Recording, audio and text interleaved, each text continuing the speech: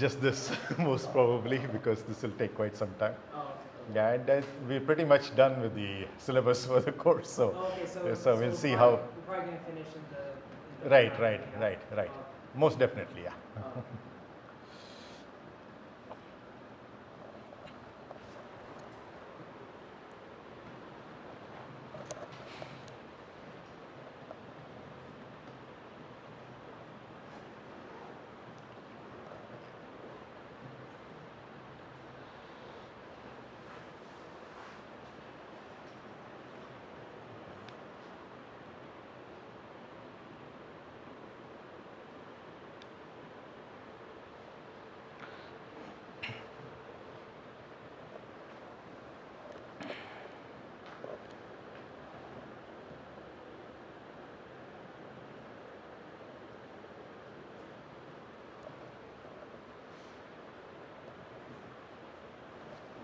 Yeah, so let's get started.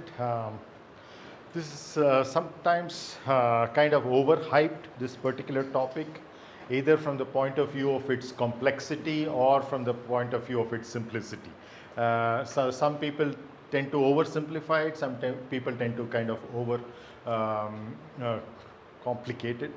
So we will try to take the mid path and see how it is kind of relevant to what we are doing, and essentially take only those aspects of it, so that we are aware of what are the challenges and how we can overcome the challenges as well. Okay, so orientation angles, there are many ways of kind of putting it together. Euler was the first who said that irrespective of I actually wanted to bring some aircraft models, I forgot. Okay, so irrespective of what your initial position is and final position is, through arbitrary rotations, eventually you can find one line which passes through both of these, which is kind of an axis, and which is about which there is kind of a rotation that is essentially taking place. So there can be translation and a rotation. So if we can separate that out and look only at the rotation, so that rotation is essentially with a line which is kind of common to both these bodies, which could be the initial configuration, the final configuration of the same body rather. And so essentially we have one particular direction which needs to be determined, and the magnitude of the rotation about that particular direction, then we can reach this.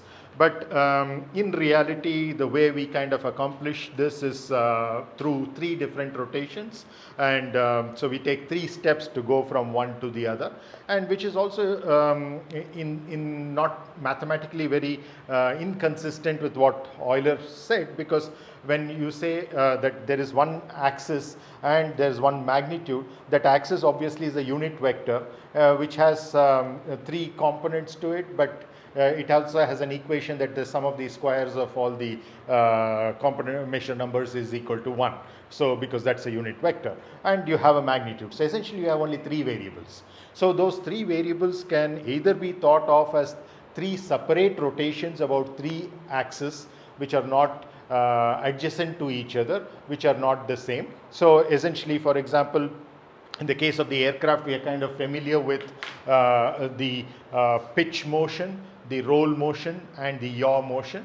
And so we can actually execute these in sequence. And we have to agree between us what is the specific sequence which will probably be of relevance in terms of a sign convention, or let's say sequence convention rather, so that you're sure that we are talking about the same final rotation or final orientation of the aircraft. Okay, so as you know, these 3 are always with respect to the body axis or the body fixed axis. So if the aircraft, you can consider it as, let's say, B, and you have an inertial reference frame A fixed to the earth, then this body B has a unit vector system associated with that, and all of the rotations that I just talked about, whether it is roll or pitch or yaw, are essentially about the body axis, right? So which means that if you're going to do this in a sequence, these are going to be about entirely different systems. So suppose I align this aircraft, let me call it the body B, with the Earth, let's say A, and I align the X, Y, and Z of the Earth's axis with the X, Y, Z axis of the aircraft. Then I start with one of the rotations. Let's say we start with yaw. So then once we start with yaw, so this is the positive yaw, always to the right, because the z-axis points downwards. So this is the positive yaw. So once we have a yaw, then notice that the body axis has actually changed, especially the x-axis and the y-axis. The z-axis remains the same because the rotation was about the z-axis. When you're yawing, the z-axis remains the same of both the Earth and the body, and only the xy of the aircraft, which is the B system, has changed with respect to the Earth. Now once that has happened, now if I want to bring about, let's say, a pitch, now I pitch this. So now you see that now I'm not pitching with respect to the original Earth axis, but I'm pitching with respect to the intermediate frame that has happened, because I'm not yet done with all my rotations. I have 3 rotations to finish. All that I have done is only yaw. Once I have yawed, then the next rotation, if I want to pitch, that has to be about this axis. That is the pitch axis now, which is the same as in terms of the body axis, but in terms of the Earth axis, it's different. So in terms of the overall direction, it is different. So essentially, we have to introduce an intermediate frame. So now suppose I pitch it so that pitch nose up is always positive. So now I have already yawed. Now I'm pitching up with respect to a new reference frame, which is an intermediate reference frame. Now I have completed 2 rotations, that is yaw and pitch. Now one more rotation is left, which is roll. Now this roll again is with respect to a new intermediate frame that I have got, and that intermediate frame will eventually take me to the final orientation. So now what Euler says is that though you might represent it in this way, that is you yaw first, then you pitch, and then you roll, you can instead do one rotation about a direction which is kind of common between them, which is the axis of rotation. To determine that axis of rotation, it's an eigenvalue problem, and we'll see why it's an eigenvalue problem very shortly once we introduce a certain matrix and we see what are its eigenvalues. Then we will very clearly understand what we are talking about. But both these, I want you to see, are kind of equivalent in terms of the number of independent quantities that are required. In one case, it is the yaw angle, which we will denote by xi.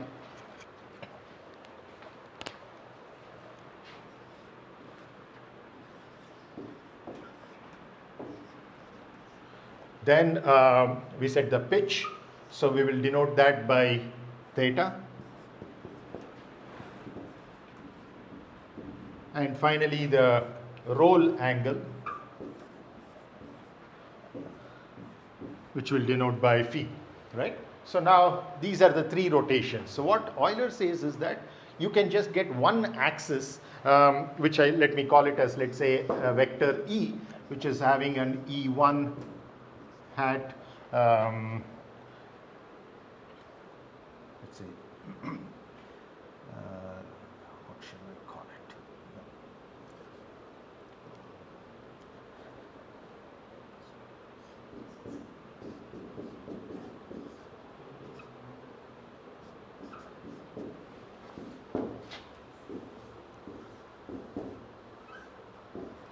So where, of course, since this is a unit vector, or I should probably put it in terms of, let's say, the body axis, that would be better.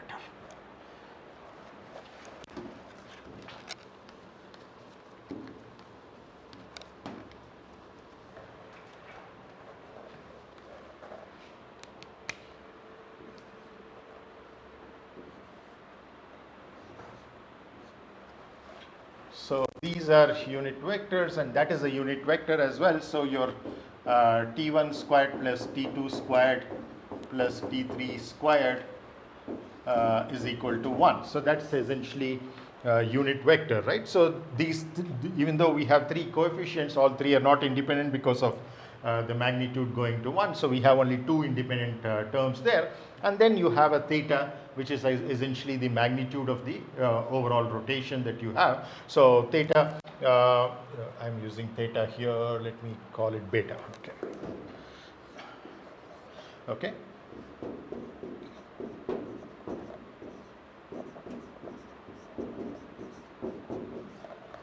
So this is the axis of rotation. So you see that these are two equivalent ways of saying the same thing. You have three rotations taking place, and the other case you're saying there is an axis of rotation and there's a magnitude of rotation, and both put together are essentially only three independent parameters. There are three independent parameters here as well. Now there are also certain issues which go with this in terms of singularities, etc. So we will see why that is the case as we introduce these concepts a little more detail, and then we will also see there are other alternate ways of representing it, and one particular one which is going to be of great interest and which you would have seen in many other forms already is what we call as the direction cosine matrix, and where we can do away with these singularities, and essentially it's a much more let's say elaborate way of representing the same thing instead of just three values like this, but it allows us to avoid singularities, and there are lots of interesting properties of the DCM which we can kind of utilize. So this is essentially a DCM between any two frames. So whatever the two frames are, one with respect to the other, we essentially represent in this form, either as both as post subscripts, or one as pre and one as post, or typically sometimes as postscripts as well. So we will see what we tend to use in these slides, and then we will continue with that, right? So very clearly we have three angles. We have taken this as an example from an aircraft, but this is true of any rigid body, because right now we are looking at the aircraft as a rigid body. So this holds not only for the aircraft but any rigid body for that matter that you have, just that you might not be calling it as yaw, pitch and roll, but essentially three different angles. And it's very clear to you from the demonstration, the small demonstration that I made, that these are happening about intermediate frames of reference, these rotations, and therefore these are not as clear cut as typical vectors, which is why we say that as far as the orientation of this rigid body in the original frame of reference A, so we call this body as B, and the original frame of reference A with respect to which it was originally aligned, so that the unit vectors AI were equal to BI, and so essentially you are saying A1 equal to B1, A2 equal to B2, A3 equal to B3. But though this change from one to the other, from the A system to the B system after these rotations can be represented as three angles, those cannot be represented as a vector, because if you put these three as coefficients of a vector, let's say with B1, B2, B3, or for that matter with A1, A2, A3, or any other same system, you will not get that, because remember that each of them was about a different set of axes. The first one was with respect to the A axis. At that time A and B were coinciding, so I can say it is with respect to B as well. But then this was with respect to the first intermediate frame, and this was with respect to the second intermediate frame, and therefore we cannot, these being in totally three different frames, we cannot actually utilize this as a vector. Nonetheless, it can still be represented quite uniquely in terms of these three angles, xi, theta and phi, right? So let's consider the unit vectors associated with these two frames of reference. The earth fixed frame of reference as the unit vectors A1, A2, A3, and hatted, of course, because they are unit vectors, and the aircraft or body fixed frame, which we will call represented by the unit vectors B1 hat, B2 hat and B3 hat, right? Now, as I said, we will start with these two aligned. In other words, your A1, A2, A3 and your B1, B2, B3 system are to start with at t equal to 0, one and the same. Then you start making the transformations in order to go from one to the other's final position. So A, of course, remains as it is. It's an inertial frame of reference. It can move, it can translate at constant speed in all three directions, but essentially the directions remain the same, right? So now we are sequentially rotating, as I said, 3 steps. So the first step is the yaw, second step is the pitch, and the third step is the roll. So when you're doing it in such a set, the sequence obviously becomes very important. So if I was to, let's say, interchange either any two of these, let's say I yawed first, but I rolled next, and then I pitch, then obviously the final orientation is not going to be the same as what I got with this particular sequence. So it's very important to keep this sequence in mind. Whatever you arrive at as a convention, you stick to it, and most of the aircraft dynamics or flight dynamics literature typically follows this particular sequence, which is why I introduced you in this particular order. But very interestingly, if you look at yaw, it's about the 3 axis, whereas your pitch is about the 2 axis, and the roll is about the x axis. So in other words, you're doing it in a reverse direction, z first, y next, and x next. Though the z, y, and x are not of the same system, they are of different frames. Okay, these two being about intermediate frames, this being about either one of them, because at this point they are both coinciding when they are starting with. So essentially we started with both these systems aligned, right? So now we sequentially rotate this about the 3 particular axes, and we end up with b1 hat, b2 hat, and b3 hat. So which means that you can express the orientation in terms of these 3 angles, and of course in a particular sequence you have to mention the sequence along with the values of these angles. Okay, so let's continue with this. Multiple ways to define that orientation with angles. So I already introduced you to 2 of them. One is the Euler's representation, which is in terms of an axis of rotation and the magnitude of rotation. The other is in terms of 3 individual rotations, right? Now, those 3 angles, as I said, can be kind of interchanged. So if I'm doing these, I can still get to the final position by having different values of these if I change the sequence. In other words, I will still have some other xi star, theta star, and phi star, but I can have it jumbled up in a different way in which I can do it, but eventually reach what I want to reach. Okay. So then individual angles will not be equal to each other, but the final, this for example, your beta and E hat will be the same in both the cases, right? So now we are using the, so one way of doing it is using what we call as the rigid body or space angle, so which is a more generic term to what in the aircraft parlance we call as yaw, pitch, and roll. So you know that this is typically done with the rudder pedals, this is done with the pitch stick moving forward or backward, and this is with the pitch stick moving left or right. So essentially you're doing this with the aileron, you're doing this with the elevators, and this with the rudder, right? Now using various sequences in 3 different angles, that's either 3 axis or 2 axis, in the sense that I can do this, let's say this was done about the 3 axis, 2 axis, and 1 axis. I can do 3 axis, 2 axis, and again 3 axis, and still get to E hat and beta. I don't need to do always a combination of 3, 2, 1, or 1, 2, 3, or 2, 1, 3. All 3 need not be there. So I can use 2 of them repeatedly. So that's why it says either 3 axis or 2 axis. Can you see this point? Yeah. So does that mean doing like yaw twice? Yeah. Or Yeah. Yeah, but there is a catch to it. You can't do that in sequence immediately after each other, right? So in which case, of course, you're just increasing the magnitude about the same direction. So in other words, what you're doing is you're trying to, let's say, we want to avoid the this one. So let's say we yaw, and then we pitch, and then again we yaw. So with these 3, I can make the magnitudes in such a way that eventually I can still reach the same E hat and beta. Okay, so that is possible. So which means that how many combinations can you have in terms of the choices of the different axes?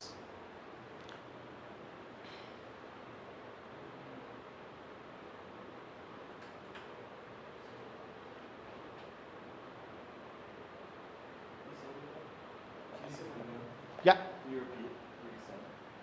Okay, so I'm asking, see, this is a 3-2-1 scheme, right? And I told you that it need not be 3-2-1, it can be 3-2-3 also. I can still get to the same thing, right? So how many such combinations are possible? Like I just listed two combinations, right? 3-2-1 and 3-2-3. So how many such combinations are possible? 9. Why? Because the middle one can't be the same as the first one and third one. So there are 3 possibilities for the first one, 3 possibilities for the last one. Yeah, so you're thinking on the right lines. So the first one, nothing has been done yet. So I have 3 possibilities. I can choose it to be either 3, 2 or 1, right? So the choice can be either 3 or 2 or 1. But once I've chosen this to be 3, the second one cannot be 3. Right. Because then you will not be, so it has only 2 options, right? They're either 2 or 1, right? So essentially you have 2 options. So now already I've made 3, I've got 3 into 2, 6 different options, right? Right? Now how can, what can this be? It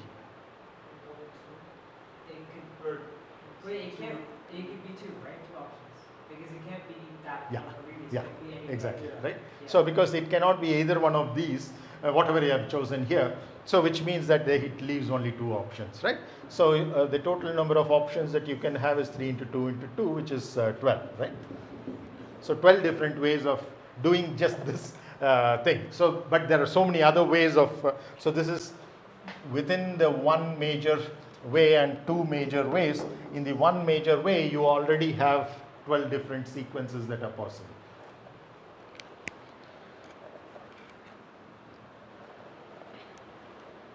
Oh, wait a minute. Wait a minute. I'm sorry. The third one can be 3 because you can repeat the first one, right? Or, no, yeah, you're right, yeah. You're right, sorry. Yeah. So then coming to singularities, if you're using 3 angles. So if you are using all 3 different, it can be only 6. Just that when you are using 2 axes, you can have 6 more, so total is 12. Yeah, you're right. So singularities if using 3 angles. So as I said, this is the alternate approach we are doing. So here we see one approach, here we see one approach. Here what we are doing is we are setting 3 angles. So when you are using these 3 angles, there is a possibility of singularities occurring. We will shortly see what that means. In other words, there's no unique way. So in other words, for a given phi theta, xi theta phi, there's no unique transformation. I could have, let's say, 2 or 3 different possibilities. So, and I have to kind of make sure that which one am I talking about. So there's certain restriction that needs to be put in terms of the range of these things. So as long as I restrict the range at least of one of them, I'll be able to avoid these singularities. Let's see how that happens. Oh yeah, as I said, it will vanish if the angle's range is restricted. Right? So in this course, we will not go into all those 12 or any other form other than the 3-to-1 because this is kind of almost a gold standard with the aircraft flight dynamics literature, and for your future courses within aerospace engineering, you'll require only that. Okay, so that's what we will stick to, the 3-to-1 orientation, which is already the order in which I've written these. Okay, so in aircraft flight mechanics, we use the rigid body 3-to-1, but anything else is possible in other realms as well. And even some books in aircraft flight mechanics also use certain other sequences, but very rare. So aircraft, so as I said, initially is aligned with the Earth, so that B1 is A1, B2 is A2, and B3 is A3.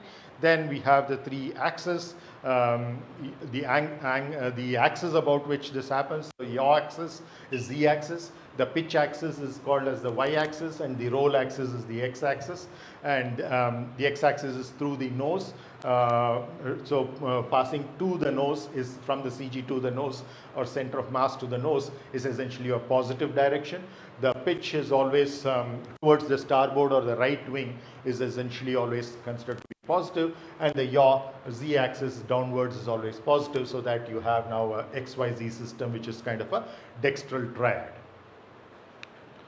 Okay, now 3 angles as we already introduced. So yaw angle xi is about Z. the pitch angle theta is about y, and the roll angle phi is about x. But these are different z, y, and x. It's not of a single system, remember. So the first one is about one of them. So that is about either the body fixed frame B3 or A3. But the other two are essentially going to be quite different from that, which is what is in terms of two intermediate frames that we have to introduce. Okay, and more appropriately, because the aircraft frame itself is changing, it's good not to say about B3, but only when this is happening they are coincident. So it's better to call that as about A3, and this is about an intermediate frames let's say, well, let's call it E2 and an E1, which both of which are again two different frames. Is this clear? So then we will consider these angles, that is once again yaw, pitch and roll, representing the rigid body's 3-to-1 rotation. Orientation from Earth, frame of reference fixed to the Earth is called as A, and the aircraft fixed frame of reference is called as B. Okay. Now yaw is, as I said, rotating by an angle psi about the Earth's z-axis, which at that instantaneous moment happens to be the body's z-axis as well.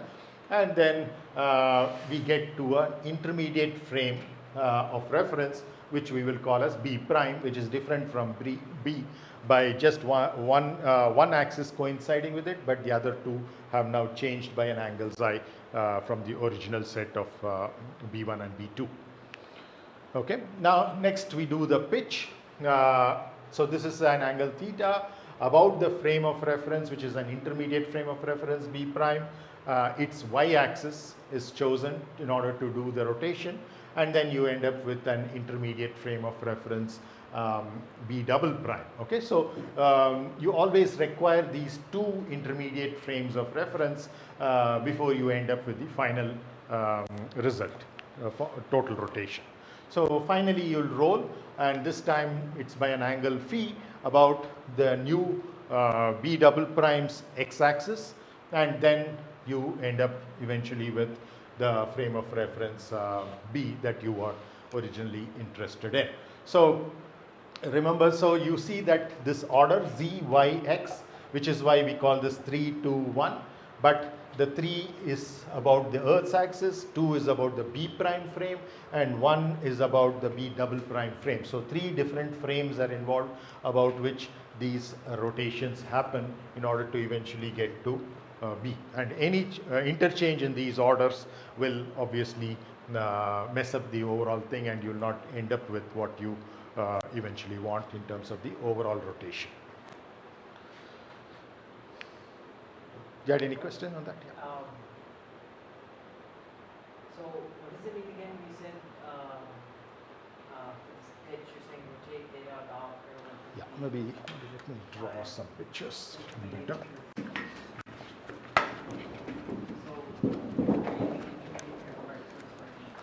Yeah.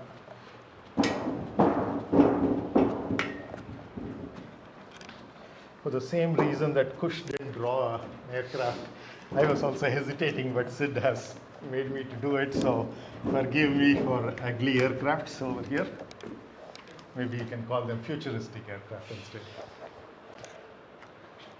Okay. So initially we are starting with these frames. So let's call it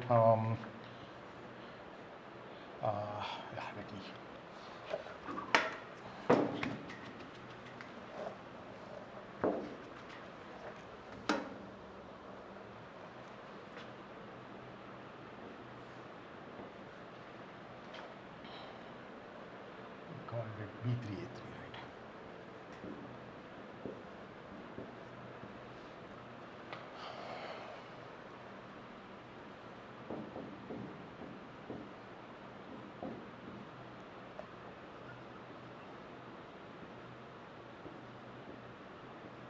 So this is at time t equal to 0 before the rotations are initiated, right? So now what you're going to do is you're going to first do the rotation about the z-axis, so that now, I wish I had different colors, okay.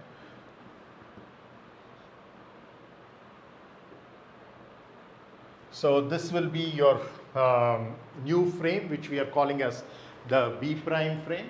So this will be about, this will what will be your B1 prime, okay.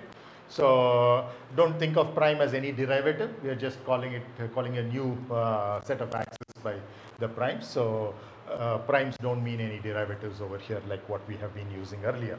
So that axis over there, let me rewrite that properly.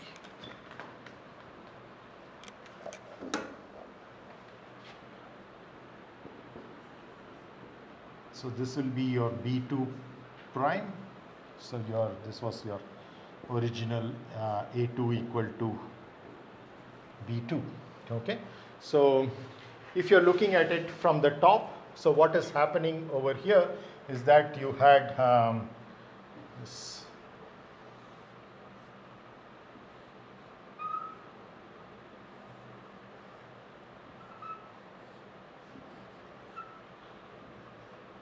So what you're doing is essentially yawing. So you're yawing about, so if this is the top view, so the z-axis goes into the board, okay? So if the z-axis goes into the board, it's essentially like this, right? So the positive rotation is towards the right, towards the starboard. So essentially you end up with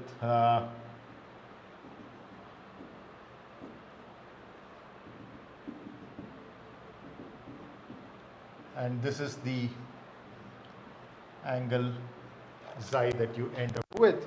The rotation has happened about your A3. Yeah.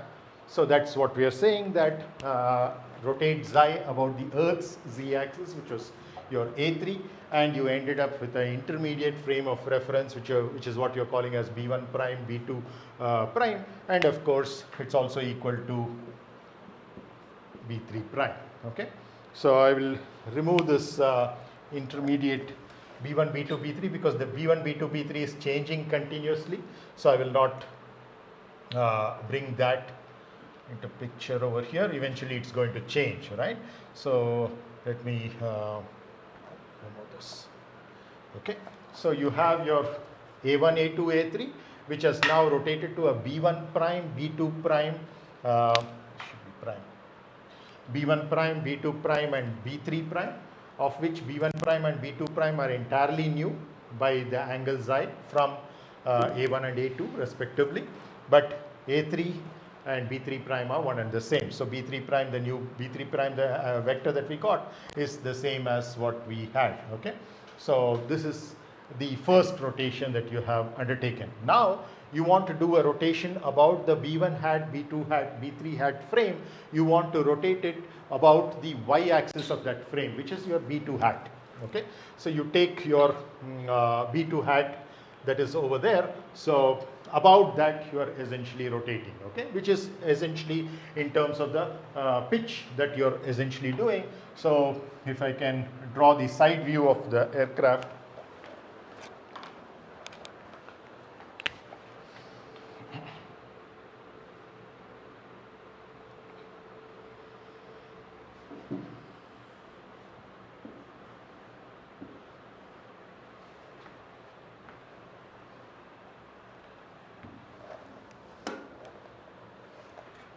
So this is your B1 prime, right? And coming out of the board is your B2 prime, and then you have your B3 prime this way. Sorry, B3 coming out of the board is your B2, right? So let me call that as B2 prime, right? Now what you're doing is that you are about B2 prime, you're creating a rotation to get to a new angle. So this angle was xi, which is your yaw. Now you want to get your aircraft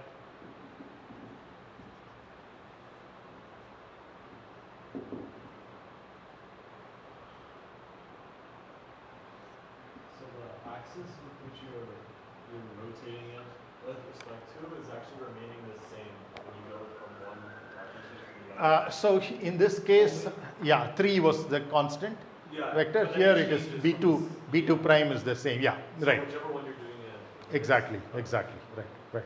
So what is important is the magnitude of the angle and the sequence in which you're going about it, right? So at a time you're rotating about only one of the axes. So that's to keep things simple and tractable, and eventually you go to. But in reality, you know that the roll and the yaw are kind of interrelated to each other. You can't usually change one of them individually. So if you're, for example, if you're trying to use the rudder pedal, you will also yaw. So it's essentially you bank like this.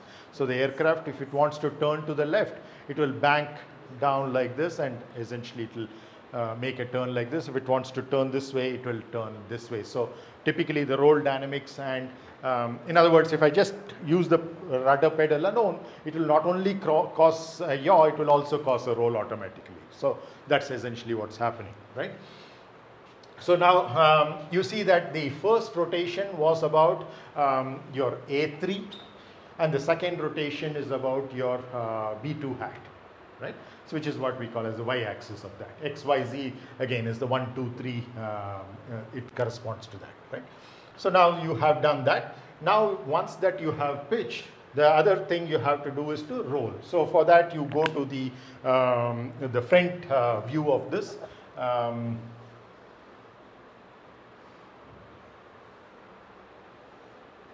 Aircraft.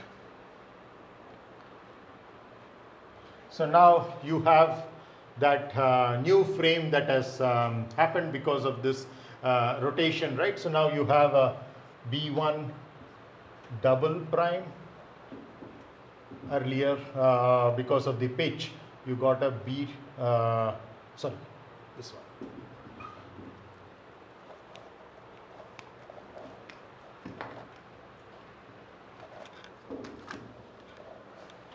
So this is your B3 double prime, right?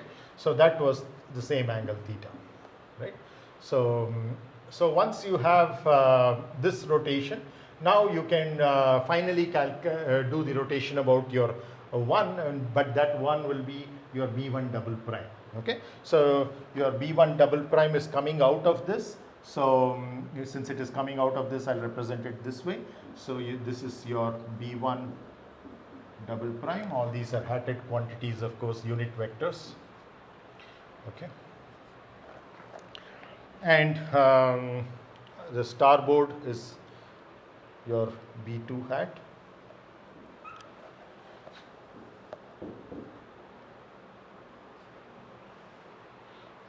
Sorry, B1, B2, yeah, B3 will be down.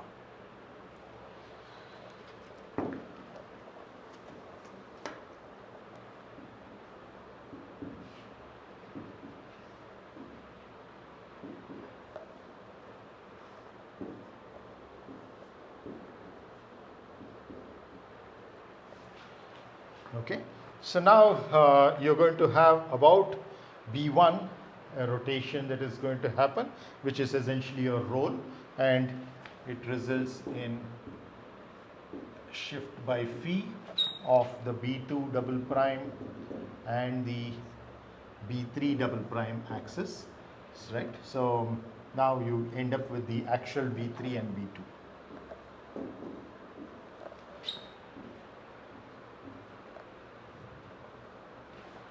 So this is the 3 sequence rotation that you have.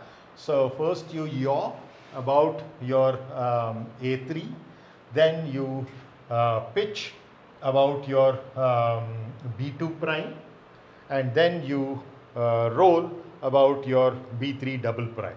Sorry, B1 double prime, right? So once you do that, you have all of these into picture. So that's why we call this first happened about 3, then it happened about 2, then it happened about 1. So that's why the sequence is 3, 2, 1. Okay, so that's essentially your yaw, pitch, and roll. Which axis is the first one about? I mean, The third is about B1. B1. So yaw is the first one. I'm just going to, oh. Yeah. So in this sequence, yeah. So this is yaw is about your earth fixed z-axis, which is your A3. Okay, and then you change it based on that one. Exactly. Okay. So once again, let's show over here. So this is the aircraft. This is the nose of the aircraft. So what we are trying to do is that this is essentially your 3-axis. So A3 axis, which is the earth fixed axis as well. And so you're essentially doing this, right? So once you're doing that, you have arrived at this stage, and then you're trying to pitch it up. But this pitch is now not happening with respect to your A2 axis, but your new A2, which is your B2 prime. Okay. So then finally you have to do it about your 1 axis. Once again, it's neither A1 nor B1 prime, but B1 double prime. Yeah. So the first one is about A3. So let me write it down. So this is about A3, and that 3 actually stands for that 3 there. Okay. And the second one is about B2 prime, and which is why the 2 is there. And then the final one is about B1 double prime, right? So this is this angle phi that is there, 3, 2 and 1, right? So this one is essentially about your B1 double prime. Okay, so these are the 3 rotations.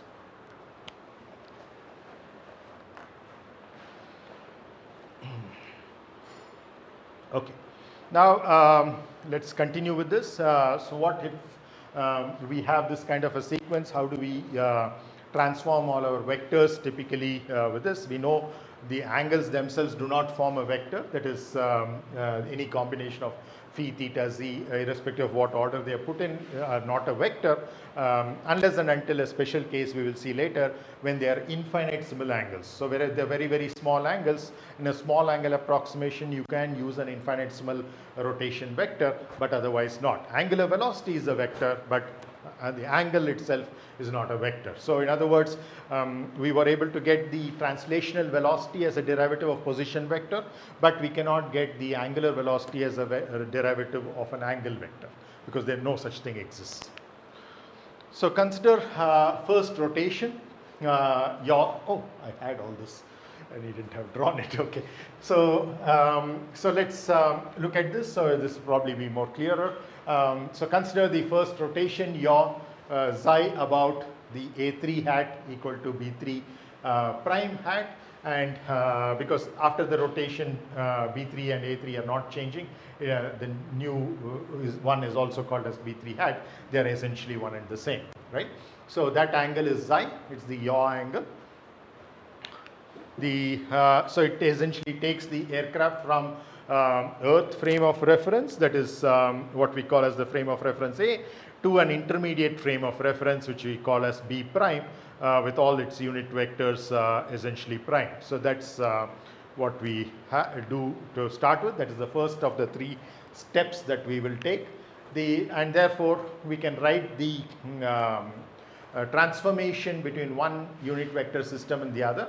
The easiest, of course, to see is that B3 prime is equal to A3 because the rotation is happening about that axis, whereas the other 2 are going to change by cosines and sines of this angle xi that you have there. And you can very easily see if xi equal to 0, then you will have B1 prime coinciding with A1 and B2 prime coinciding with A1 hat. No rotation has taken place, right? But once there is a non-zero rotation, there will be a 2 component to both B1 prime and B2 prime, which is what there will be a 2 component to B1 prime and a 1 component to B2 prime, which is introduced by a non-zero xi that you have over there, right?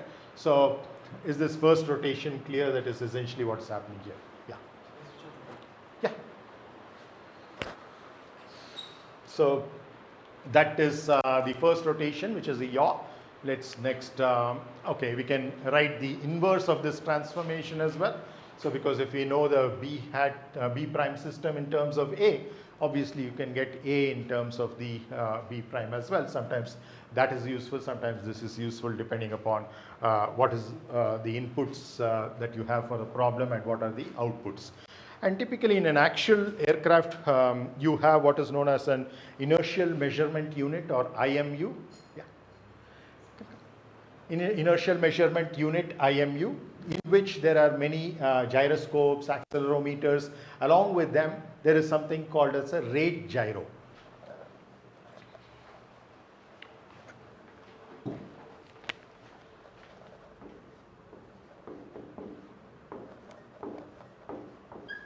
Okay, and this rate gyro typically measures for you what is known as the roll rate, the pitch rate, and the yaw rate. So PQR, right? However, be careful, and we will show that as well shortly, that these are not equal to your phi dot, theta dot, and xi dot. Okay, so they are related. PQR are related to phi dot, theta dot, and xi dot, but they are different because this PQR is always in the body fixed frame B1, B2, B3 system, that the final B, whatever you got after all the 3 rotations, right? So that's where you get the measurements from a rate gyro, which is part of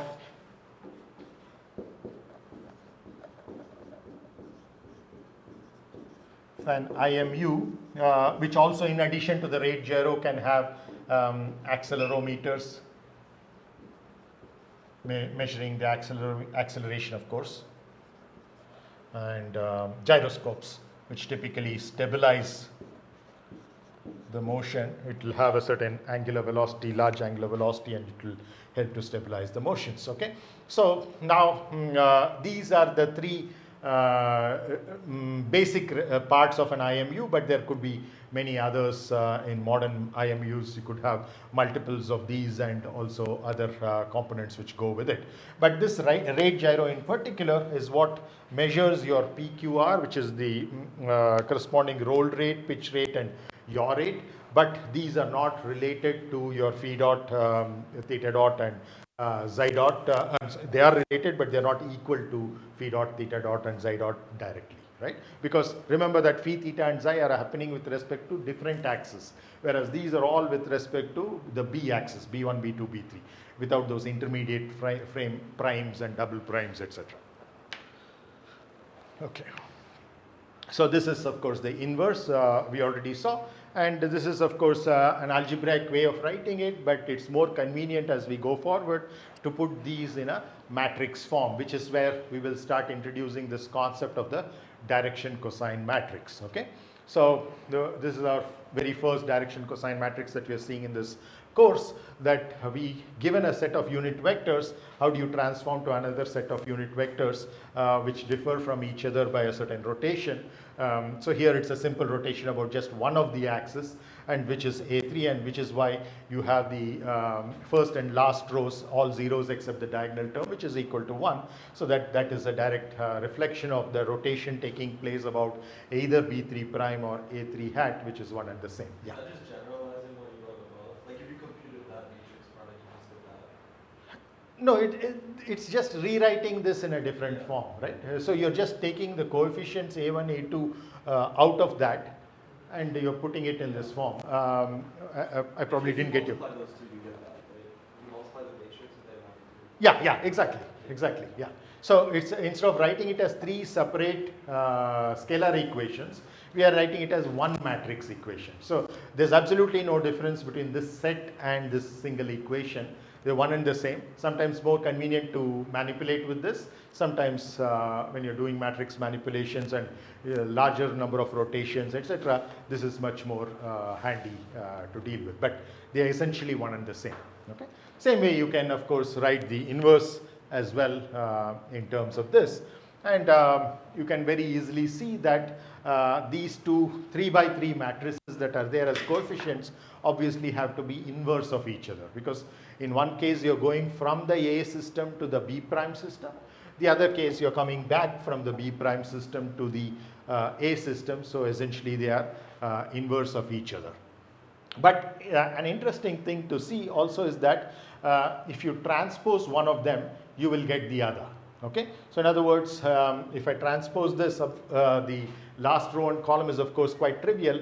The sin xi and minus sin xi get exchanged, and that's essentially what happens. So usually in most matrix manipulations, especially numerical solutions, taking the inverse usually is one of the time consuming areas, especially for larger and larger matrices. So now when you have this handy thing that the transpose itself is the inverse, you don't need to take an inverse, you just transpose it and then you get the inverse. So which is which simplifies a lot of things and makes numerical calculations much easier. And this, you will see shortly, is not for just this simple case where you are rotating about just one of the axes, but even after you have done all of the three axes, the most general rotation also, you will see that this direction cosine matrix is what we call as a unitary matrix or orthonormal matrix, in the sense that the transpose and the inverse are one and the same. Okay, so we will get to that. So this terminology is very important, that such matrices which transform one set of unit vectors to another, which are differing from each other essentially by a rotation or more rotations, is what we call as the direction cosine matrix, and we'll use this abbreviation DCM throughout the course. Okay, so so that completes the yaw motion. Next we go to the pitch motion over here. So the pitch is about B2 prime, as we already saw. So that B2 prime and B2 double prime remain the same, because if you're rotating about that and you're getting to the new system, it's only your B1 and B3 primes which are going to change to the double primes, but the prime about B2 remains the same. So in terms of the direction, it's one and the same. Of course, it's a unit vector, so its magnitude is not changed either. So the aircraft will therefore go to an additional intermediate frame. Already prime itself was an intermediate frame. That was the first intermediate frame. Now we have a second intermediate frame. The first intermediate frame unit vectors were all with a single prime. The second intermediate frame unit vectors are all represented with a double prime. So once again, I want to caution you that these primes have nothing to do with derivatives. It's just a notation to indicate an intermediate frame of reference. You could use some other alternative if notation if that makes things not so ambiguous. Okay. Now coming to taking the aircraft therefore to a new frame which is B1 double prime, B2 double prime and B3 double prime, the unit vectors in that new frame, which we call as B double prime, uppercase B double prime. And therefore once again the transformation is very similar, just that instead of the 3 direction, now we are doing about the 2 direction, because earlier we were doing yaw, now we are doing pitch. So therefore the 2 direction remains the same, which is what we showed over here. Here the 3 direction remain the same, here the 2 direction remains the same, and that's what is indicated by the second equation being so simple. The others of course differing by cosines and sines of the pitch angle theta, right? So once again you can invert that and or put it in matrix form. Everything is very similar to what we had in the previous slide, except that the simpler row and column there was the third row and third column. Here it will be the second row and second column, quite obviously. Finally, we have to do the roll, which is what we indicated in this picture over here. We tried to roll the aircraft about the B1 double prime and ended up with the new system, where of course your B1 double prime and B1 are one and the same, but your B2 double prime and B3 double prime changed quite a bit to the final B2 and B3 that we wanted, right? So once we do this, we get the final orientation, and this takes the aircraft to the so-called rigid body frame of reference system, which we call as uppercase B, and with which we associate the unit vectors B1, B2 and B3 without the primes or double primes, okay, because this is no longer an intermediate frame of reference. We needed only 2 intermediate frames of reference. Finally, we have got to the body fixed frame in its final orientation. Okay, so this time, of course, because the rotation is about B1, the simplest equation in the matrix would be the first row and the first column, which is the first equation over here. The others differ from each other by cosines and sines of the angle phi, which is the roll angle, which is about the x1 axis, which is affected by the ailerons. Okay, so once again, the first one was executed through the rudder, second one through the elevator, and the third one through the aileron. So, are there any questions on this so far? Okay, move on. Okay. Yeah, so as I already mentioned, these are the axes that are of interest to us. The first axis that is of interest is the yaw axis, because we do the rotation about it first.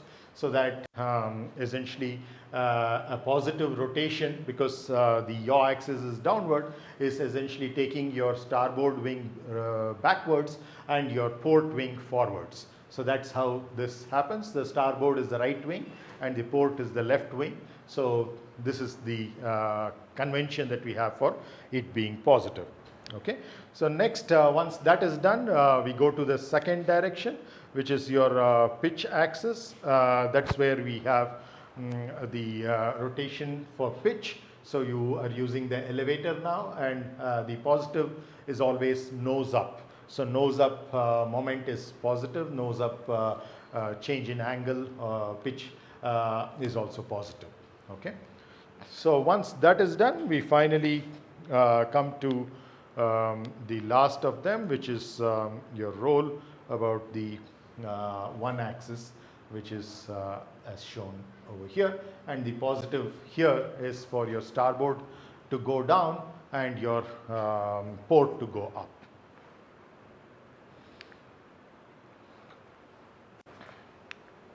Okay, so very clearly we saw that there are 12 different ways of doing it, and in general none of these will be the same as the other in terms of the final effect, even though you had the same magnitudes of phi, theta and xi in that appropriate order. So in other words, mathematically speaking, we say that this property is called non-commutative nature of this finite rotation. Why do we say finite rotation? That's as opposed to what we will see as an infinitesimal rotation, which is very, very small angles, in which case we will see there is a commutative nature. But once the angles are no longer small angles, then you will see that it's no longer commutative, and therefore the sequence matters. Or the other way around, if the sequence matters, then the rotations are not commutative. Okay. So then, as I said, we already introduced this readings of the rate gyro, which is what is giving you the vector that you're already familiar with, namely the angular velocity vector of B in A. So truly speaking, I should put a superscript B over here on the right hand side, and superscript A over here to indicate that this is the angular velocity of the aircraft body fixed frame B in the earth fixed frame A. And when I do that, I get three components, PB1, QB2 and RB3. So the B1, B2, B3, remember, are not of the intermediate frame but of the actual aircraft fixed frame of reference. And because your rate gyro is fixed to the aircraft, that's what it measures. It measures quantities about B1, B2, B3, and which are what are your roll rate, the pitch rate and the yaw rate, respectively, P, Q and R. So it's in that particular order. But remember, the way we executed it, we had R first, Q then and P later. But as I said, cautioned already, these are not equal to phi dot, theta dot and xi dot. Keep that always in your mind, but they're related to it. But you still use this one. This one? The way where you converted the intermediates? Yeah. Exactly, yeah. So we continue to stick to that, but remember that what matters for that is only the initial position and final position. This is for our convenience. We want to go about it in a particular way and to get to that. Irrespective of how we get to that, whichever sequence we choose, your PQR will not change. So PQR will remain exactly the same irrespective whether you choose 3, 2, 1 or 3, 2, 3 or 1, 2, 3, whatever, all of that is going to essentially remain exactly the same, right? The windows are open, right? Oh, it is open. Oh, There's no window. oh. I want to pull the sofas a little bit, right?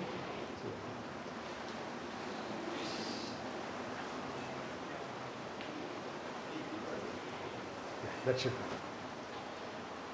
Yeah. So, yeah, what was I saying? Yeah. So, so PQR, remember, are immune to how you choose this sequence. Okay. What matters as far as the choice of 3, 2, 1 or something else is only your phi, theta, and xi, and their values, individual values. Okay. But the overall change in orientation, which is measured by the Euler angles or PQR for that matter, neither of these will be dependent on the sequence that you choose. That sequence is important only to get individual angles, okay, not their angular rates.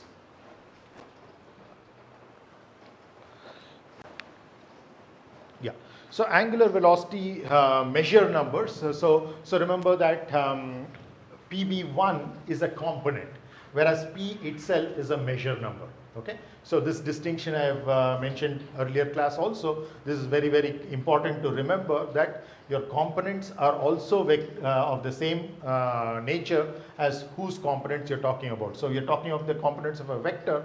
So obviously the components are also vectors. So it's this product that we call as a component, whereas the magnitude of that we call as a measure number. Okay. So P, Q, R are essentially measure numbers. So when you're putting it in the form of a column matrix here, it's already understood you have chosen a particular set of unit vectors to represent in. Only then you will get PQR. If I wanted to represent the same thing in A1, A2, A3, it would be the same angular velocity, but I would represent it by different numbers. Okay. So that's very, very important to remember. So in that sense, the angular velocity measure numbers cannot be integrated individually to get the orientation angles. So in other words, I cannot, once I get the PQR measurements, I cannot just integrate them, directly get my phi, theta, xi, because as I already told you, they are not equal to phi dot, theta dot, xi dot, so therefore I cannot directly integrate them. Whereas if you had, let's say, a translational velocity, you know that the x component, y component, z component of the translational velocity are known as some functions of time, then you could integrate it with respect to time in order to get your position x, y, z in terms of time. Just by the integration, of course, applying the initial conditions for the position. But that you cannot do over here, right? So it cannot be integrated individually to get the correct orientation angles, but nonetheless, as I already said, they're going to be related to this and related in a mixed basis, because some are going to be in a intermediate frames B primes and the others are going to be in B double primes. The final one is going to be in B. So once we make an adjustment for all of this, then we can relate PQR to phi theta's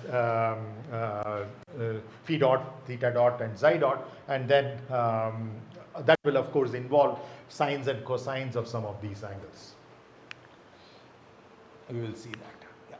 So this is the angular velocity. So this is more appropriate notation where we are saying that it's the angular velocity of B in A, and that we can use the addition theorem which we introduced earlier. So when you go from B to A, we can, from A to B, you can make it in steps and start from here on the last term over here. First you went from A to B prime. What you did was yaw, changed by an angle xi. And then you went from B prime to B double prime, where you pitched, changed by an angle theta. And then you went from B double prime finally to B, where you rolled by an angle phi. Okay? But those rotations were about different sets of axes, and therefore we need to account for all of them, which is what we'll do in this slide. So quite clearly, you see that the first let's start with this. So in the sequence 3, 2, 1 is what we did. So we started with this. We did a xi about A3. Then we did a theta about B2 prime. And then we did a phi about B1 double prime. Right? So if you write in terms of these mixed, this is what we call as a mixed basis. Usually, remember, we write all unit vectors in the same basis. I write all b1, b2, b3, or b1 prime, b2 prime, b3 prime, or b1 double prime, b2 double prime, b3 double prime, or a1, a2, a3. But here you see one is in a3, the other is in a b prime system, the other is a b double prime system, etc. Yeah. Why is it like theta dot, b dot, g dot? Yeah, because we are talking of an angular velocity. Oh. Yeah. So remember already that we cannot represent angles in as a vector. Yeah. Okay. So what we can represent as a vector is an angular velocity. So we can't integrate this to get to essentially angle vector. Okay. So that's essentially because of this mixed basis nature. So if you want to get a general rotation in 3D, right? So that is what you are stuck up with. So now obviously we want to get all of them in a same system, which is what we will try to do. What have I done from the first equation to the, yeah, I have just taken the angle, the axis about which we rotated. So we know that b1 double prime and b1 prime are one and the same. Similarly, b2 prime and b2 double prime are one and the same. Your a3 and b3 prime are one and the same because those respective rotations happened about those axes. Those rotations, those axes didn't change. Only the other two axes of that system changed. Okay, so two different ways of writing the same thing. So I'm repeatedly stressing this at the risk of being boring, but it's important to understand that this is not the roll rate, this is not the pitch rate, this is not the yaw rate. In other words, they are not the PQR, which is read by your IMU, or in more particular, your rate gyros. Okay, so this is a different set of numbers, that's a different set of numbers. But we need to correlate this. If everything was expressed in the B system, then I would get PQR. So in other words, I already have this in a B system. I need to put my B double primes and my B primes also in the B system and then collect the coefficients. Once I do that, I should be able to say what PQR are in terms of the phi dots, theta dots, xi dots, and their phi, theta, xi, sines and cosines. Okay, so therefore we will use the direction cosine matrix. We already have that way of expressing any set of unit vectors in terms of anything else, because we know the angle by which the rotation has happened. So I can put my B2 double primes in terms of B. I can put my B primes also in terms of B. One case I'll have to do it twice. The other case just one will do. And once I do that, I will end up with all of these terms being expressed purely in the B system rather than in a mixed B, B prime and B double prime system, right? So once I do that, I can then equate it with PQR, which is already in the B1, B2, B3 system. So then I will have a correlation between them. So the angular velocity vector omega, which we just wrote in the previous slide, omega measure numbers represent in any frame of reference. Therefore, we can find the measure numbers in the rigid bodies frame of reference by using those direction cosine matrix. And of course, this is in your PQR, is in the B system purely. Okay. So once we do that, once we use those direction cosine matrices and make the multiplications, you will see that this is the final result that you will end up with. Your PQR are related to phi dot, xi dot and theta dot, but there are other terms which come up in them as well. Yeah. So these are what we can say to get the pitch rate, roll rate. Yeah, yeah.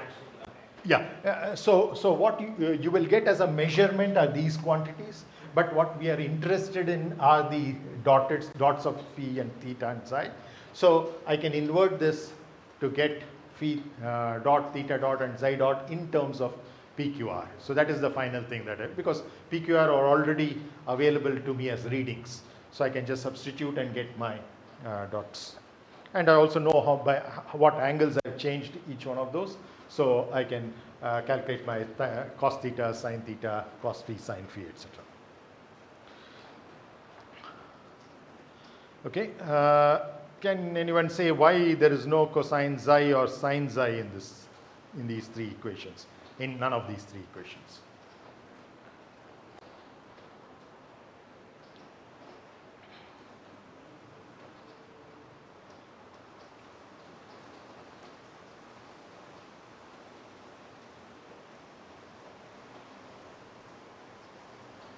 maybe I'll take you to the previous slide. If you look at this, maybe you should be able to see.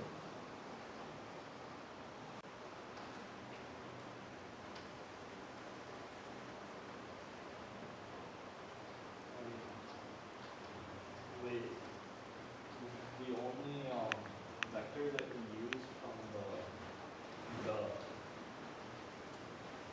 like E prime, single prime reference frame was E3 prime, and that was directly E3. It didn't have like a sine or cosine translation of Z, so it wouldn't.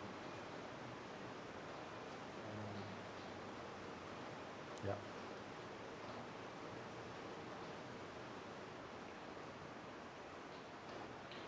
Yeah, see, if you look at what we did, we went from xi over here, then the theta over here, and the phi over here, right? About which axis did we do that? So here we did that about the 3 axis, okay? So that's essentially what is indicated by that being the most complicated, because you are essentially taking all of those up by different intermediate frames, whereas this was the least affected, and this was the this was the least kind of affected, which is why you see phi dot appears as it is, whereas your xi dot, for example, has 2 transformations that it has to do before it gets to the B system, and your theta dot has to have only 1 transformation before it gets to the final B system. So still my first question remains unanswered. So why sine is not a Yeah. Why there are no cosines and sines of xi?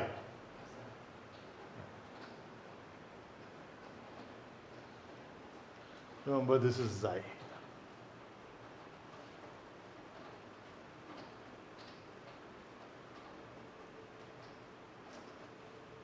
Yeah, think about it. Yeah, you had something to say? Yeah. I'm still thinking. Yeah.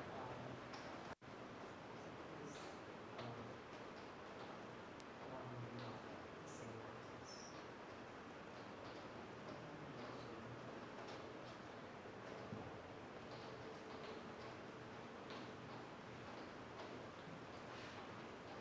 It's intriguing why. Yeah. Think about it. If you just walk through the derivation once again, you'll be able to figure that out. You do that, and next class we'll discuss that. Tell me about it. Okay? Yeah. Let's continue with this. And so the same equations now, once you put it in matrix form, here's where that short form notation that I introduced earlier, which seemed probably not necessary at that point, becomes much more useful, where I write the cosines and sines as just C and S with the subscripts. It makes it look much more elegant and compact. So that's what it is. It's the same equation what we had in the previous slide. We are just putting it in a matrix form. There we had it as 3 algebraic equations. Now we have it as 1 matrix equation. Yeah. So then, of course, what we are interested, as I said, is in phi dot, theta dot, xi dot. So we have to invert this in order to get them all in terms of PQR and the sines and cosines of the other angles.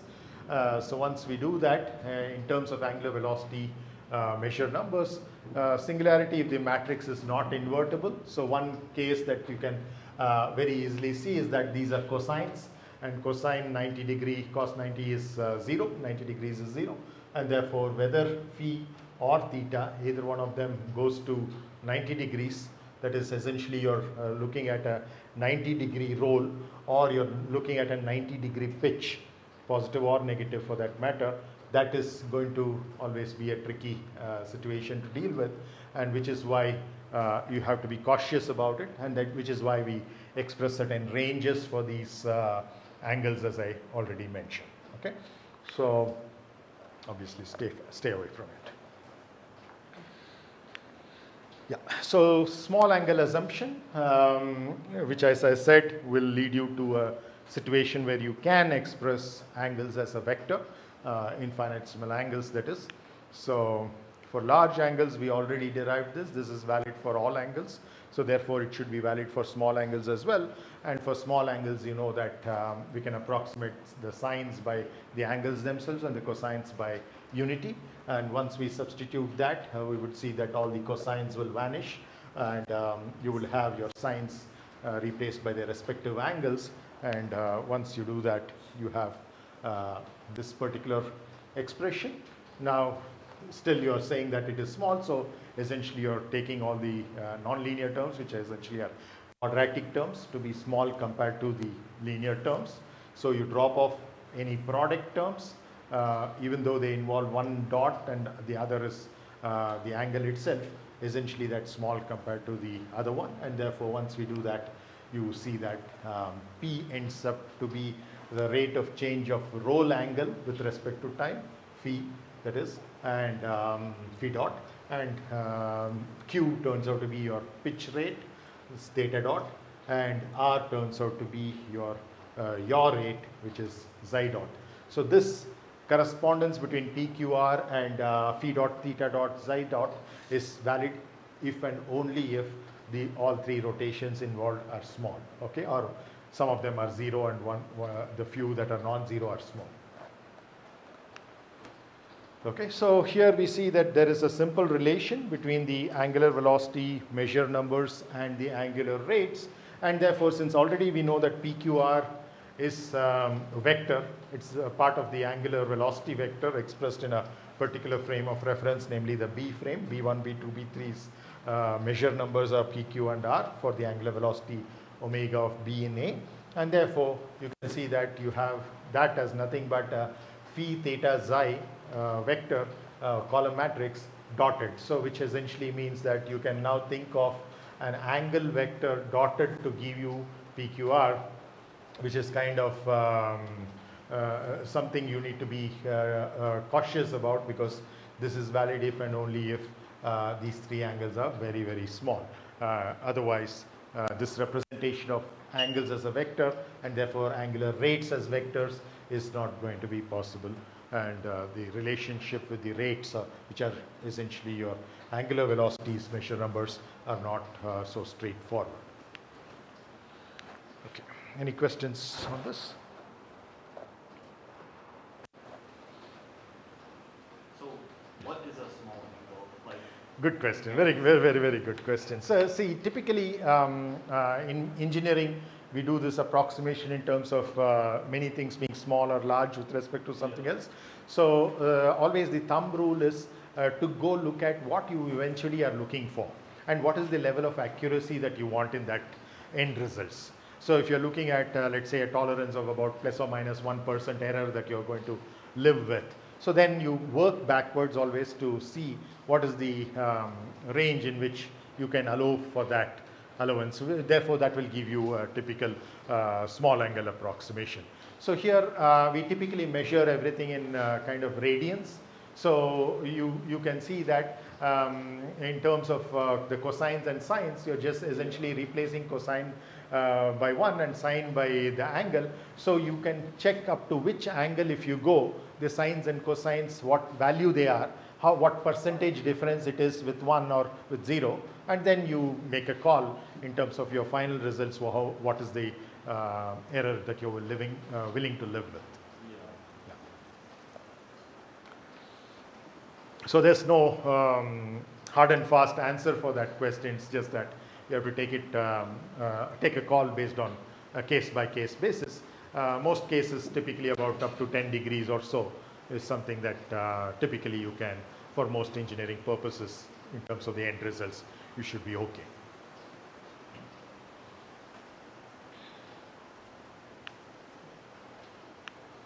So this is a little more about the direction cosines and the direction cosine matrix, which is sometimes in some texts also called as the transformation matrix for the right reason, because it transforms from one set of unit vectors to another, or one frame of reference to another. It's also called as the rotation matrix because the difference between those two frames is essentially either a single or a set of rotations, which can always be converted into a single rotation through Euler's theorem. So then, let's talk about it in more generic terms.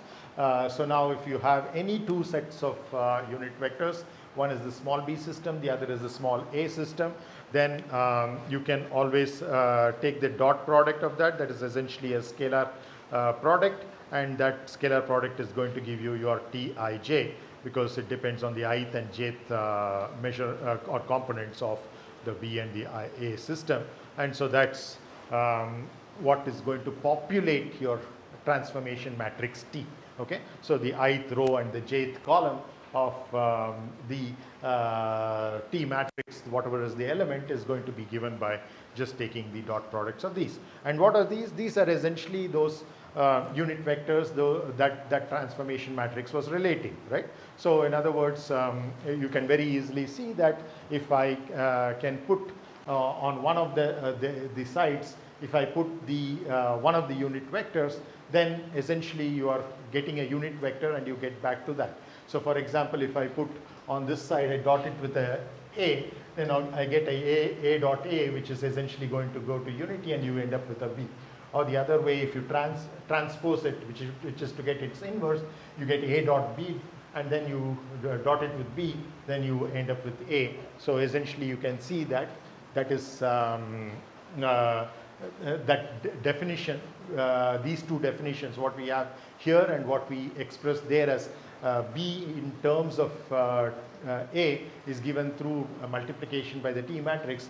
Both these definitions are equivalent of each other. It's just two ways of saying the same thing. Okay. So now the dot product, as you always know, is going to result in a scalar quantity, which is going to be the magnitudes of the two vectors whose dot product you're taking, multiplied by the cosine of the angle between them, between bi and aj in this case. And once you do that, you see that these being unit vectors, because all the b hats and a hats, by the very virtue of the hats on top of them, are unit vectors, so magnitude is 1. So those two drop off, the coefficient of cos drops off, and only the cos is left, and the angle between bi and aj, if we call that as theta ij, this has nothing to do with the theta pitch. Okay, so even though the same notation theta is used, this is a general angle that we are talking about between any I system, any I of the B system and the J of the A system. The angle between them is what we are calling as theta ij over here, and therefore it just becomes the cosine of that. So that's the reason why this matrix is also called as the direction cosine matrix, because you can very clearly see that Tij is essentially given by the cosine of the angle between bi hat and aj hat. Okay, so written in the full form, of course, it's a 3 by 3 matrix, and therefore it takes on this particular form.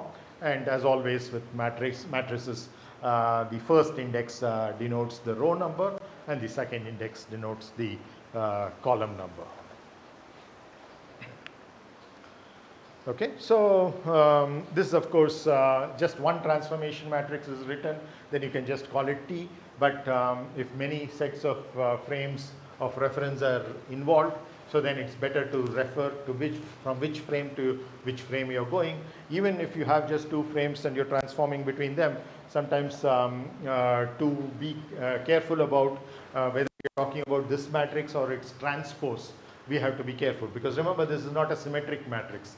T12 is not necessarily equal to T21 and so on and so forth. Okay, so which means that you have to be very, very precise in the ordering of this, whether it is TBA or TAB, which are going to differ from each other by just transposing the matrix, and in general they will not be equal to each other. Okay, so the direction cosine matrix, so typically you write it as the rotation of B in A. That means you have gone from A to B, then you essentially put it in this particular form, which is what you have over there, because you're dotting B with A, not A with B.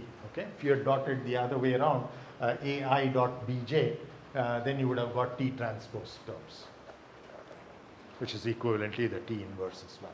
So DCM notations and sign conventions, for most of the aircraft flight dynamics books, it's the same, but sometimes even in aircraft flight dynamics books, you can find some variations. So there's nothing wrong. It's just that once you have a certain notation through a particular problem, you consistently follow that, you will end up with the final results one and the same. Just stick to it. That's all is important. Okay.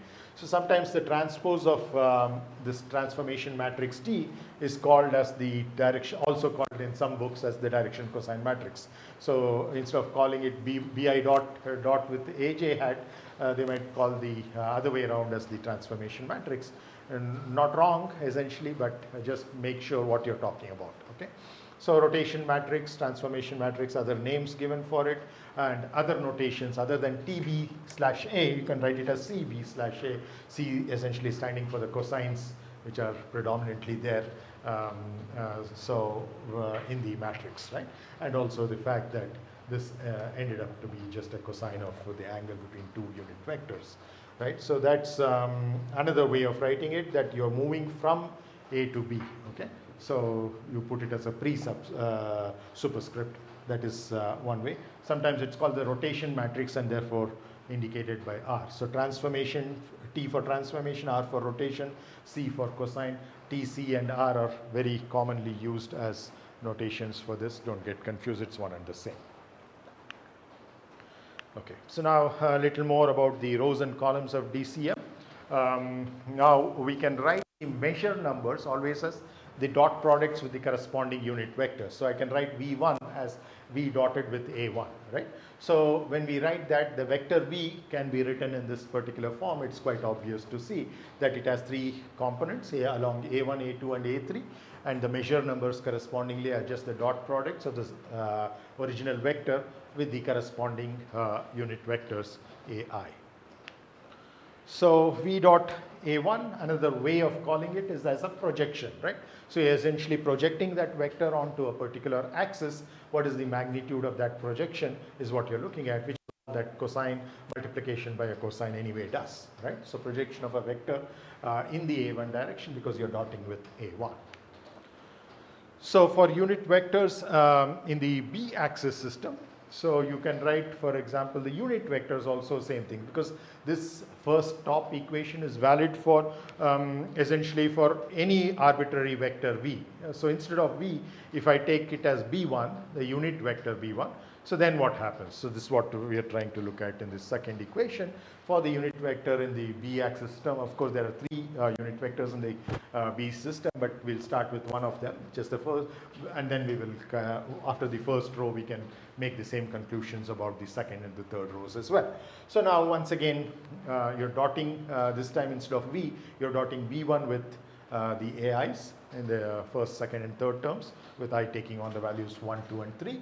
When you do that, you can see that from our earlier discussion, this is nothing but by definition your T11, the 1,1 term of the transformation matrix, the 1,2 term of the transformation matrix, and the 1,3 term of the transformation matrix. So very clearly you see there is a certain meaning associated with the, so all of these, remember, T11, T12 and T13 are all in the first row. Only the column number is changing, because always the first subscript is the row number, second subscript is the column number, so it's only the columns which are changing. So if you take row by row, essentially you're getting the B system in terms of the A system, right? And if you're taking column by column, it's exactly the other way around. You will get the A system in terms of the B system. Okay, so the DCM rows, essentially the measure numbers of B unit vectors in terms of the A unit vector system, and the columns, of course, is vice versa, that you get A in terms of B, the unit vectors of A in terms of the unit vectors of B. Okay, so few properties, some of which we already mentioned in passing already, that if you want to go from A to B, it's a rotation from A to B, the inverse is rotating from B to A, right? So very clearly you can see that one is the transpose of the other. Okay, so orthogonality essentially means that you're going from A to B and coming back from B to A, you're coming back to the same position, so obviously it should be an identity, right? So that identity matrix, which is of course diagonal matrix, all the off diagonal terms are 0 and the diagonal terms are all 1. So having the value 1, so it's a 3 by 3 identity matrix. It is sometimes called as I3.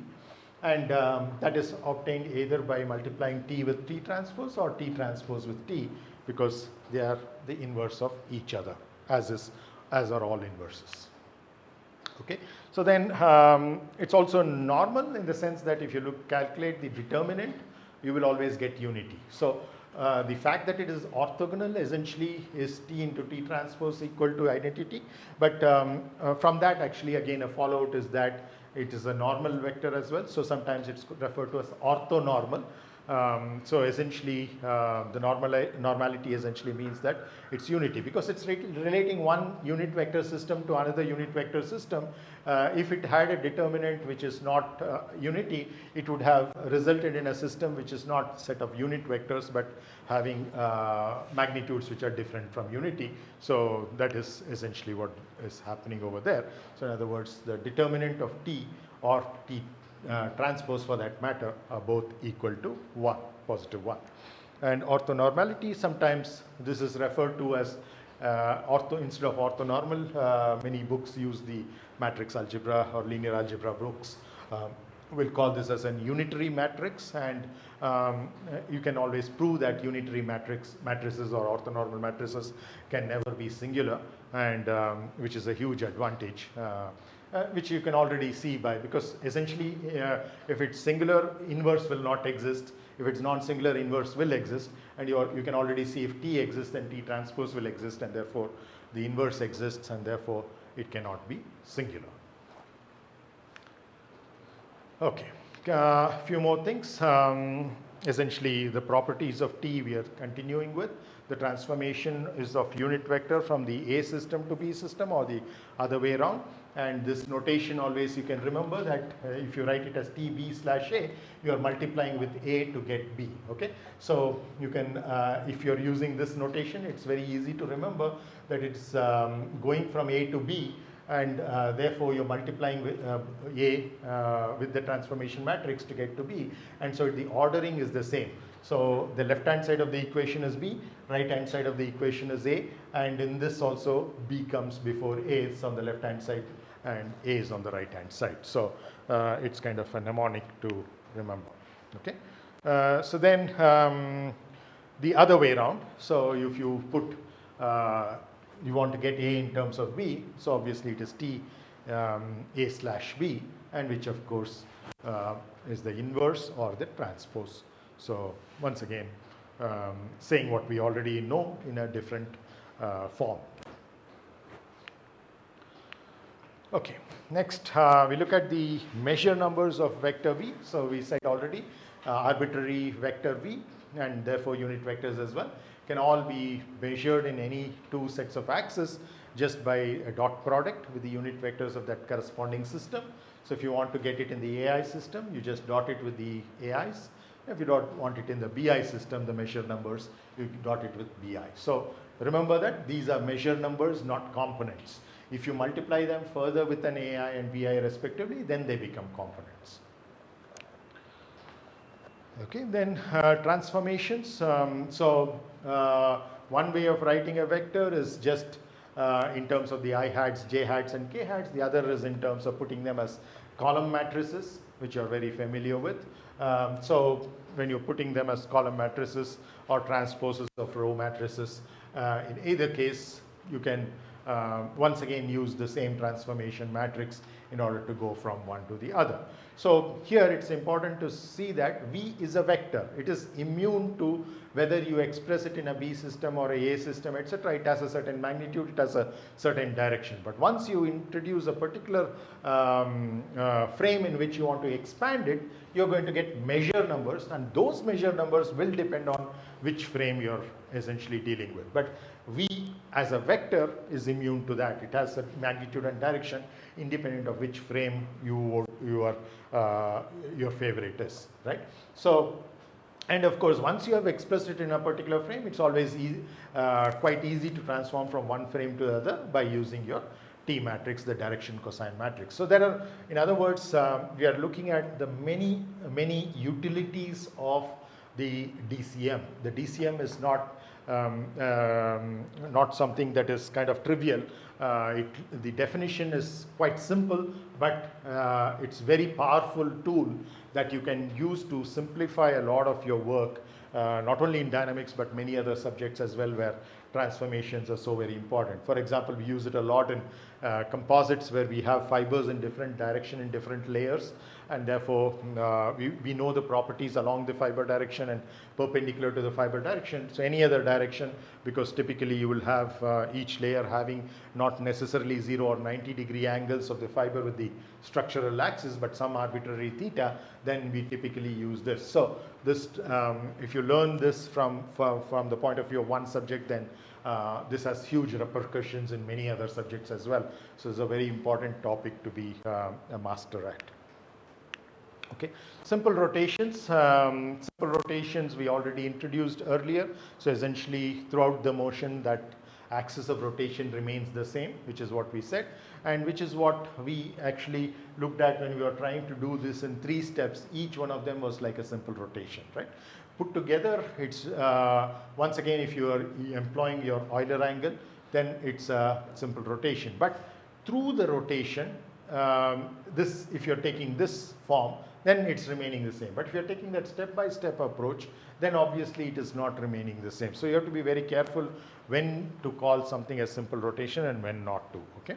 So simple rotation theta about the axis A1 equal to B1, which is what I think we did something similar to that over here.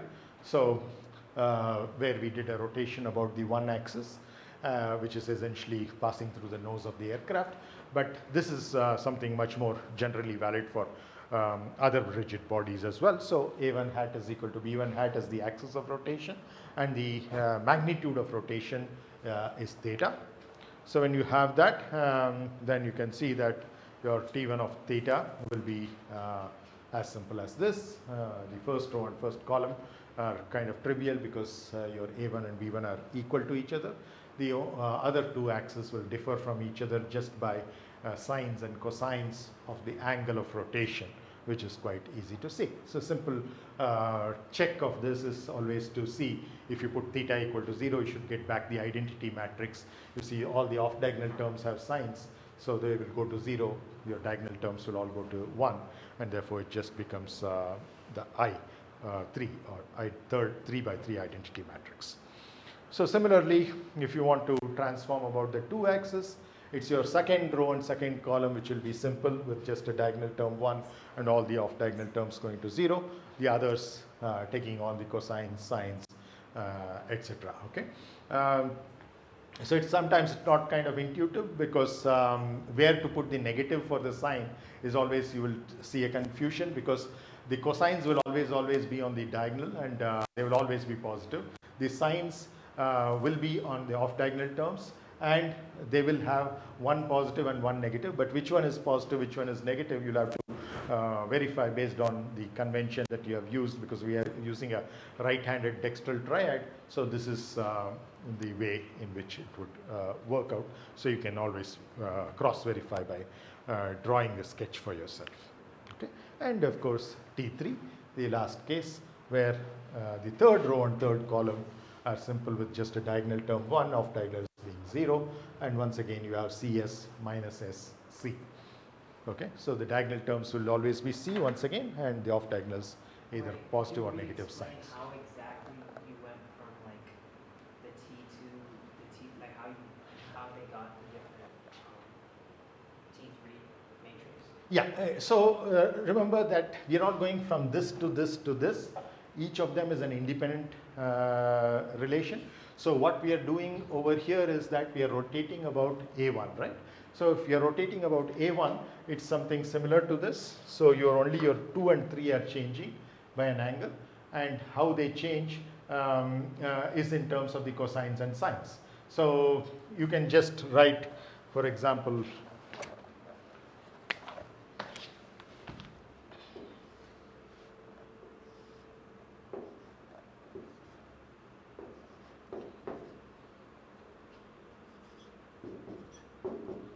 so this is what you had over here, right? So you have, finally you get your B2 and T2 is about like A2 and B2, right? And T3 is about A3 and B2. that's correct, yeah. So this is phi, this is phi. So all you have to do is now to project this onto this and this. You'll get one cosine term and sine term. You are adding them up to get your B2, which is essentially what you see over there, right? So you're projecting this onto your cosine and sine. So essentially it's the sum of those, right? Because you can go this way and then go this way. So you're just adding a sine term and then a cosine term, right? Which is what we have. Yeah. Of course, with the appropriate signs.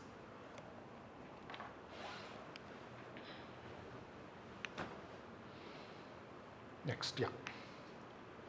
Continuing with this, so the same thing that what we did over here, it's a set of 3 rotations now, right?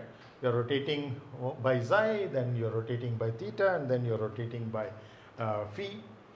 When you're doing that, you're starting, you can forget all those equations, I'll go to them later, but once you see here, I want to go from VA to VB. Okay, this is the earth fixed frame. That is the aircraft after it has performed these 3 rotations. Okay. Now, how do I go about it? First, I take VA and multiply it with a T3 of xi, which is essentially about the 3 axis. I'm giving a rotation xi, which is essentially what we did over here. So if you look at this, this is essentially a yaw angle about the yaw axis, which is about the 3 axis. And it's by an amount xi, and therefore it's T3 of xi. So when I multiply VA by that, I will come up with this intermediate frame, which we called as the prime, B prime. Okay. Then we want to multiply it further by the pitch, because we did this nose up, remember? So when we did this nose up, we went from the B prime system to the B double prime system.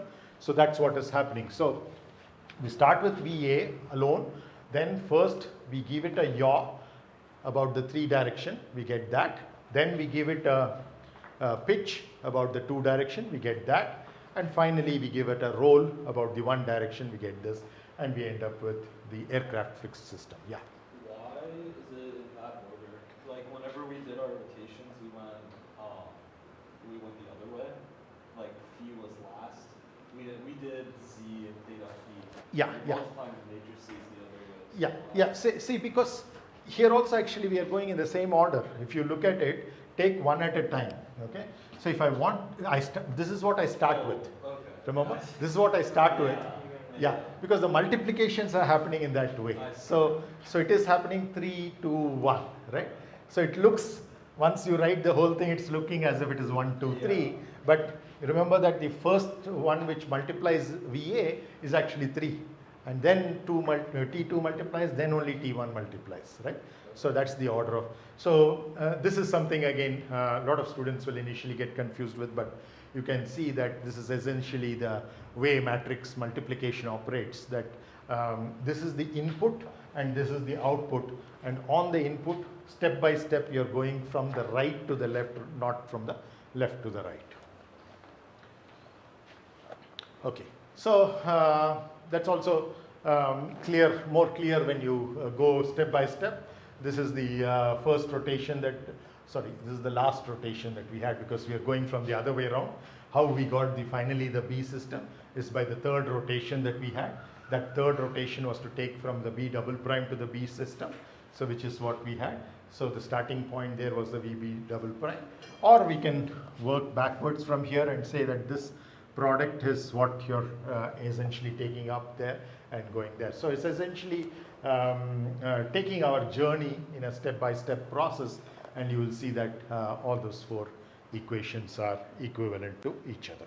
Okay, so we're talking of those transformations. We're talking from A to B prime, and B prime to B double prime, and B double prime to B. So that's essentially how we are going about it. Yeah?